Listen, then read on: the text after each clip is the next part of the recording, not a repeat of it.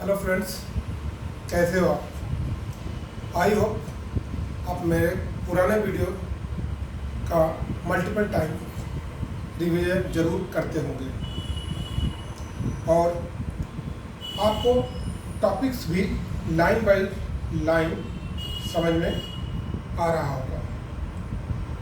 दोस्तों, आप सब बचपन से सुनते आ रहे होंगे कि करत करत अभ्यास जन्मत होय सुजान, रस्सी आवत जात पे सिर पर पड़त निशान। दोस्तों, अभ्यास से वह ताकत है, वो ताकत मिलती है जो कठिन से कठिन लक्ष्य को आसान बना देता है। आइए हम और आप दोनों अभ्यास करते हुए आगे बढ़ते हैं और कुछ नया सीखते हैं। दोस्तों, पिछले के वीडियो में हमने डिस्कस किया था टेंस, जिसकी विस्तृत चर्चा हम पहले ही कर चुके हैं। टेंस के प्रकार के बारे में बात करें तो पास्ट, प्रेजेंट, फ्यूचर, इसका भी हमने वीडियो और प्रॉपर तरीके से डिस्कस कर चुके हैं। कुछ और आगे चलते हैं। प्रेजेंट के प्रकार की बात करें तो प्रेजेंट टेंस 4 प्रकार का होता है, जिसका पीछे वीडियो में हमने डिस्कस कर चुके हैं। विस्तार से एक एक बातें समझा चुके हैं।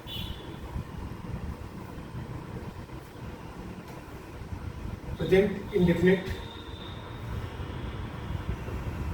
प्रेजेंट का पहला प्रकार था, इसके बारे में भी हम चर्चा पहले कर चुके हैं। ये 4 प्रकार का होता है: affirmative, negative, interrogative, interrogative negative. हम आज प्रेजेंट इंडेफिनिट की बात करेंगे और प्रेजेंट इंडेफिनिट में अफर्मेटिव की बात करेंगे।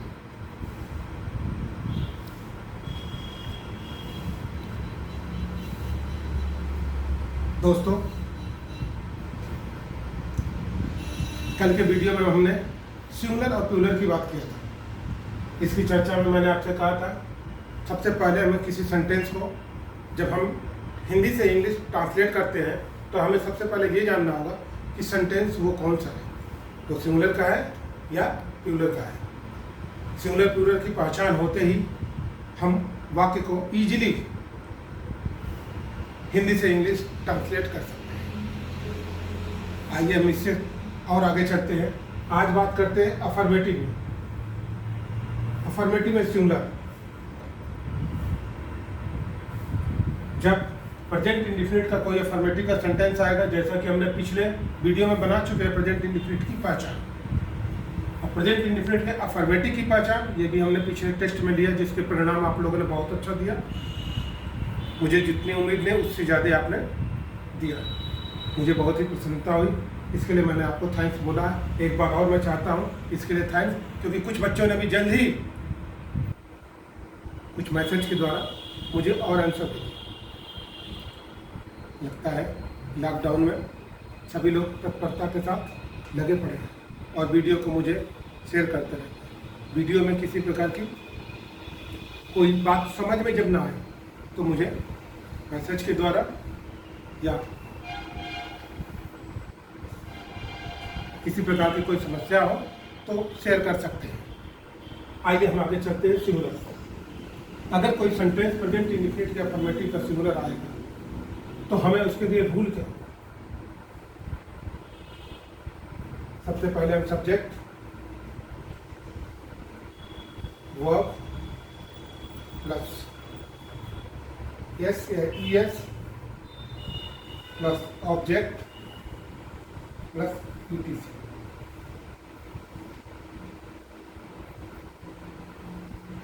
एक नई चीज फिर मैंने कहा था कि रूल पे आपको विशेष ध्यान देने की जरूरत है। It's very important follow the rules. Without rule, when you have to translate the sentence in Hindi to English, maximum sentence go to wrong side. मित्रों, एक चीज़ मैं और यहाँ पर आपको बताना चाहूँगा कि जब सिंगुलर का सब्जेक्ट हो, जैसे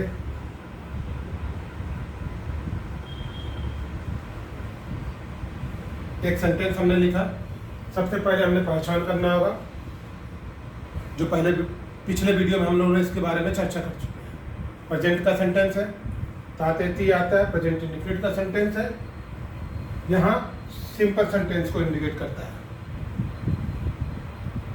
हमारा पॉइंट ये क्लियर हो जाता है कि ये सेंटेंस प्रेजेंट इंडिफिनिट के अफर्मेटिव का है। किसका है? प्रेजेंट इंडिफिनिट के अफर्मेटिव का।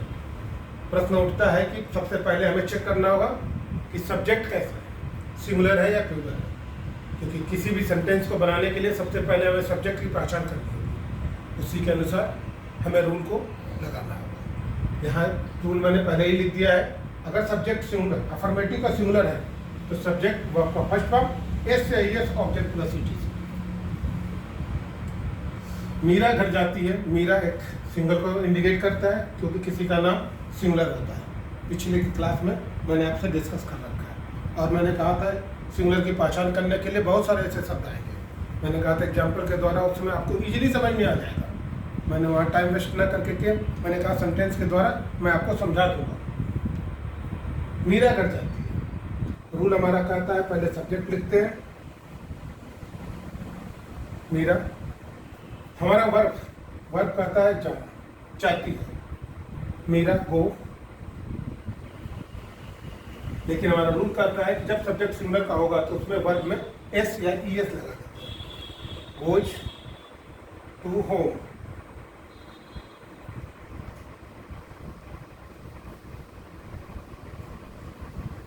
कैसे हमें पता चलेगा? एस लगाना है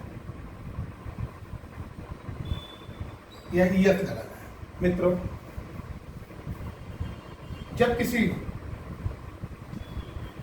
वर्ड्स में के अंत में O, double S, C H, X या एस एच, मैंने आपको एक छोटा सा रूल बताया, सिर्फ ये वर्ड है तो इनके साथ ईएस लगाइए। ये पूरा रूल नहीं है, एक छोटा सा मैंने यहाँ पे आपको टिप्स दिया है। मित्रों, इसके लिए हमें एक प्रॉपर वीडियो बनाना होगा। 70 से 80 रूल जो सिंगुलर से प्लूरल बनाए जाते हैं, इनका हम एक अलग से वीडियो बनाएंगे ताकि इजीली आप किसी भी वर्ब को सिंगुलर से प्लूरल बाय रूल बना सकें। देखिए मित्रों, हमने कहा था कि आगे वाले वीडियो हम टेंस चालू कर देंगे। टेंस के लिए ये 5 वर्डों का एक छोटा सा टिप्स याद रखें। जब हम इसकी वीडियो बनाएंगे तो आपको पूरा लिंक कर देंगे। उस समय आपको सिंगुलर से प्लूरल बनाने के सारे नियम आपको शब्दशः याद दिलाएंगे। जैसा कि मैंने पीछे एक स्लोगन में कहा आपको, करत करत अभ्यास से यही तरीका है। कोई और एक एग्जाम्पल लेते हैं।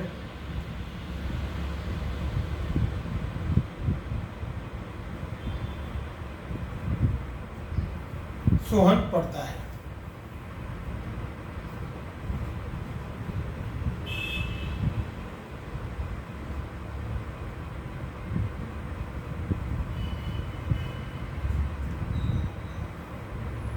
सोहन रीड।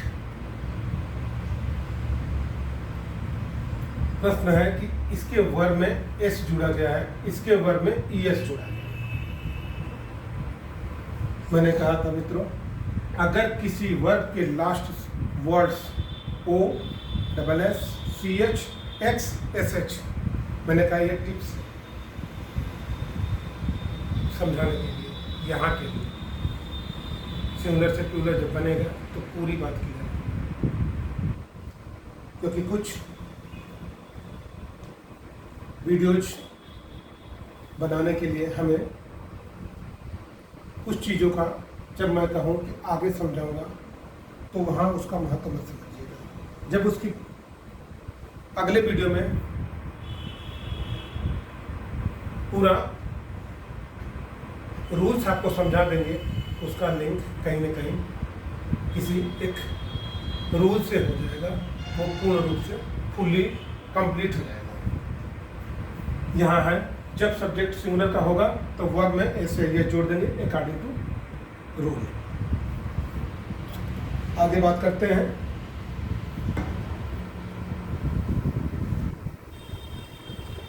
सिंगुलर की।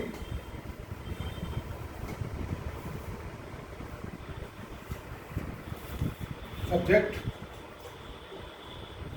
Plus verb plus object plus etc. मैंने कहा था कोई भी सेंटेंस दो फॉर्म में आ सकता है, या तो सिंगुलर के फॉर्म में या तो वो प्लूरल के फॉर्म में होगा। सिंगुलर के फॉर्म में जैसे ही मैंने अभी डिस्कस किया आप लोगों से, प्लूरल के फॉर्म में आएगा तो सब्जेक्ट और वर्ब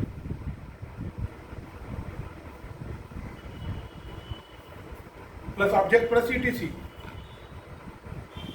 यही फॉर्म चलेगा।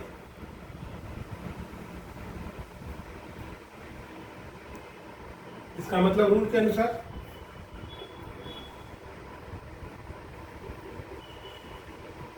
अगर मैंने एक सेंटेंस दिया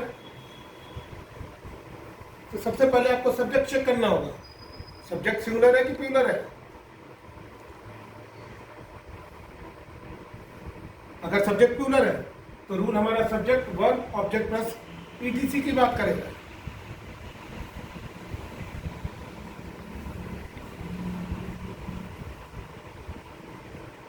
दे गो टू मार्केट, रूल हमारा कहता है अगर सब्जेक्ट प्लूरल है तो verb as it is write down करेंगे। पिछले वीडियो में मैंने बताया था जिस तरह सब्जेक्ट को पहचानने की कुछ विधियां होती हैं, उसी तरह से वर्ब की पहचानने के कुछ तरीके होते हैं, जिसका मैं सिंगल वीडियो आपको बनाऊंगा। जिससे सिंगुलर वर्ब प्लूरल वर्ब या सिंगुलर से प्लूरल या प्लूरल से सिंगुलर कैसे बनाया जाता है, आपको छोटे छोटे टिप्स दूंगा, जिससे किसी भी वर्ब को देख करके आप ये पहचान जाएंगे कि वो सब्जेक्ट वो वर्ब सिंगुलर का है या प्लूरल का है। मुख्य रूप से मैक्सिमम वर्ब प्लूरल का होता है, लेकिन मैं यहाँ सिर्फ आपको एक टिप्स के रूप में बात करना चाहता हूँ। विस्तृत चर्चा जब मैं वीडियो बनाऊंगा सिर्फ वर्ब की बात करूंगा। पिछले वीडियो में मैंने सब्जेक्ट की बात किया था कि सिंगुलर है या प्लूरल है, इसी तरह वर्ब भी कि कुछ की पॉइंट्स होते हैं जिनको आप लर्न करेंगे तो आपको ये समझ में आ जाएगा वर्ब किस फॉर्म में है, क्योंकि सब्जेक्ट और वर्ब भी किसी सेंटेंस को फुलफिल करता है। इसी के आधार पर हम सेंटेंस को चेकआउट कर सकते हैं और निर्णय भी ले सकते हैं, डिसीजन कर सकते हैं कि वो सही है या गलत है। क्योंकि जब फिलअप करते हैं किसी सेंटेंस को तो कहीं कहीं सब्जेक्ट नहीं होता, हम वर्ब से सब्जेक्ट का क्लियरिटी करते हैं, और कुछ जगह पे सब्जेक्ट होता है वर्ब नहीं होता, सब्जेक्ट के अनुसार हम वर्ब की क्लियरिटी करते हैं, बाकी तो सहायक है। एक और एग्जांपल मैं लेना चाहूंगा।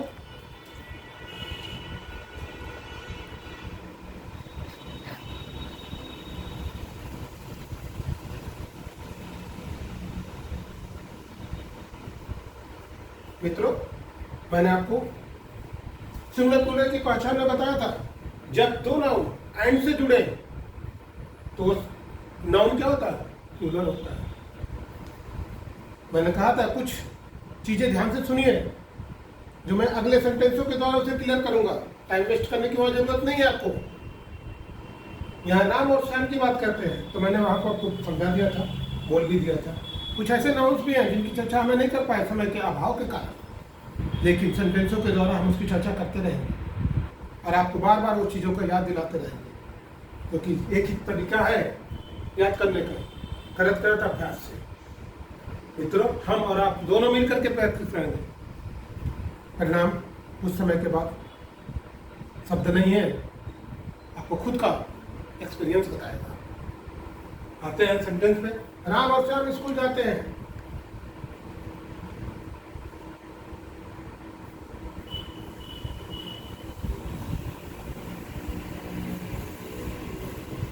Ram and Shyam go to school, क्योंकि मैंने आपको रूल में बताया। मित्रों, मुझे उम्मीद है यहाँ तक आपको समझ में आ गया होगा। चलते हैं कुछ आगे ही करते हैं।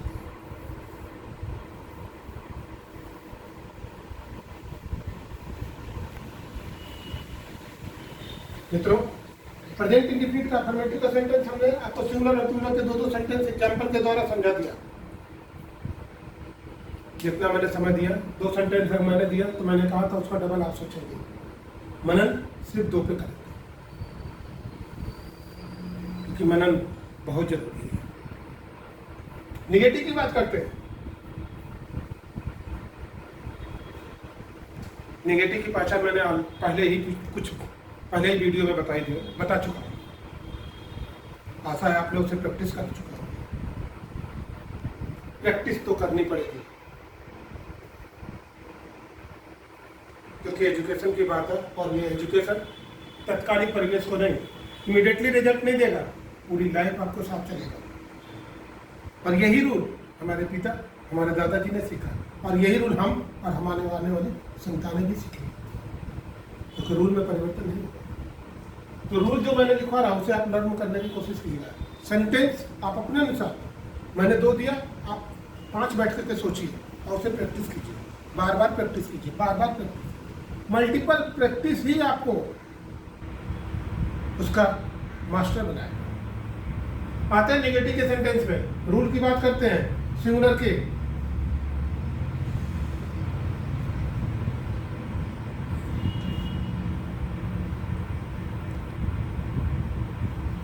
Subject does not work first form, object plus it.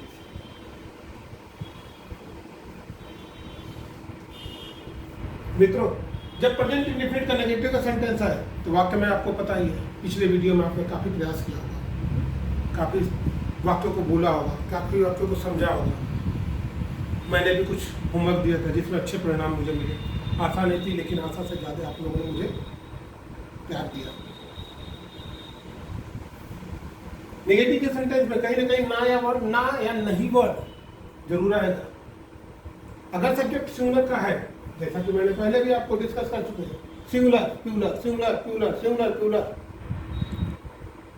ये 2 वर्ड्स इंग्लिश में विशेष महत्व रखते हैं, और यही 2 वर्ड वर्ब में भी विशेष महत्व रखते हैं, सिंगुलर प्लूरल, सिंगुलर प्लूरल। लेकिन मित्रों, मैंने यहाँ वर्ब को फर्स्ट फॉर्म बोला है। वर्ब के 5 फॉर्म होते हैं। 5 फॉर्म की चर्चा भी हम कहें, मैंने कहा था आपको बहुत जल्दी सब कुछ मत सोचिएगा, मैं छोटा सा टिप्स दूंगा। उस टिप्स को लेने के बाद आप उस क्षेत्र में लगातार बार बार प्रैक्टिस से आप उस क्षेत्र में मास्टर बन जाएंगे। वही फिर फार्मूला याद रखेंगे, करत करत अभ्यास, तरीका भी वही है। नेगेटिव के सेंटेंस का डिस्कस करते हैं। Subject does not work first form, object plus ATC.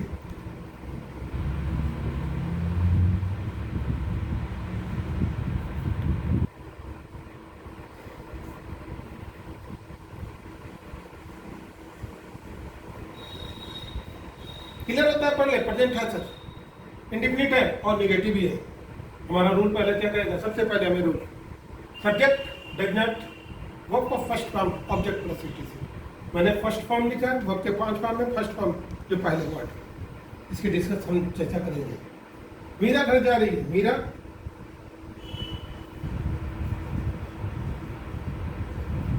Does not go to home. Negative sentence में सिंगुलर सब्जेक्ट के साथ डज नॉट लगेगा। ये आपको लर्न करना पड़ेगा, ये रूल है। जब भी इस तरह का सेंटेंस बोलना या लिखना चाहते हैं तो आपको सबसे पहले ये रूल याद करना पड़ेगा। जब आप किसी के सामने प्रेजेंट होते हैं या ये वाक्य पैराग्राफ, ये वाक्य बोलना चाहते हैं तो जरूरी है, क्योंकि मैंने कहा था मित्रों, मैं आपको बताऊंगा हाउ टू स्पीक इंग्लिश। यहाँ आपको ध्यान रखना होगा सिंगुलर के साथ डज नॉट और गो टू स्कूल। आइए प्लूरल की बात करते हैं।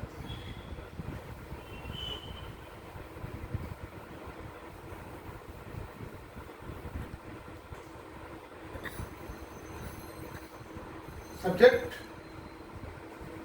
डू नॉट, वर्ब का first form plus object plus etc.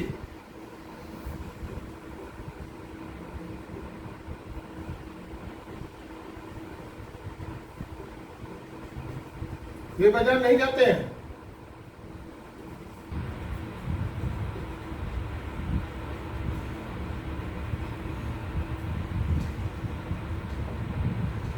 They do not go to market.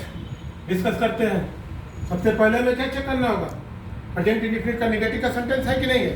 Negative का सेंटेंस है सब्जेक्ट डू नॉट वर्ब का first form object plus etc. Rule हमारा कहता है अगर ये प्लूरल का सेंटेंस आया है तो आपको इसी नियमों का पालन करना पड़ेगा। Follow this rule necessary. अगर इस नियम को आप पालन नहीं करते सेंटेंस आपका गलत हो जाएगा। सब्जेक्ट हमारा प्लूरल का है, दे वर्क। बाजार नहीं जाते, they do not go to market.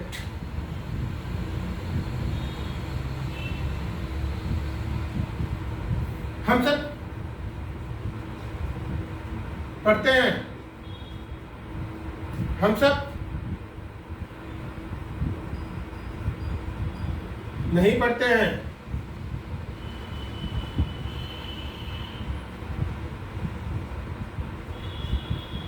We do not read.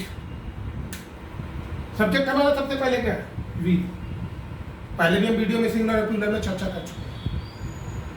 आए दिन जब भी सेंटेंस सिंगुलर प्लूरल की बात करेंगे वहां पे हम देखते रहेंगे कि सब्जेक्ट सबसे पहले हमारा कौन सा है। वी नहीं जाने के लिए डू नॉट का प्रयोग करेंगे, जैसा कि हमने रूल में देखा। वर्ब का फर्स्ट फॉर्म ऑब्जेक्ट और ईटीसी तो कुछ है ही नहीं, तो हम क्या करेंगे, इसी सीक्वेंस में ध्यान में रखते हुए और ध्यान में रखेंगे तो सेंटेंस को क्या करेंगे, ट्रांसलेट करेंगे। ठीक है, आज के लिए इतना ही छोड़ते हैं। Thank you.